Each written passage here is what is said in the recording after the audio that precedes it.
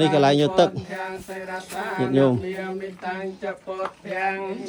ន្លែងយកទឹកអភិបិជាយា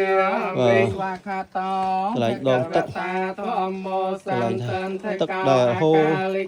ចេញពីកពូលភ្នំកោអោបនយិកោបាយចិត្តតាំងវេទិតាពោបញ្ញោហើយទៅតាំងស្វាខាតាតិគុណសង្ឃតាំងធម្មមេសេរសានមេមេតាំងចធម្មងអ៊ីមេសង្ការេអភិពោជយាមីបដិបណ្ណោហេកវតោសាវកសង្ឃោអយុបដិបណ្ណោហេកវតោសាវកសង្ឃោញាយបដិបណ្ណោហេកវតោសាវកសង្ឃោសាមីជាបដិបណ្ណោហេកវតោសាវកសង្ឃោយតិទាំងចន្តារេបរិសយុគិនិអន្តបរិសបំកលាអេសភគវតោដល់កន្លែងកំពូលសង្ឃោអាហន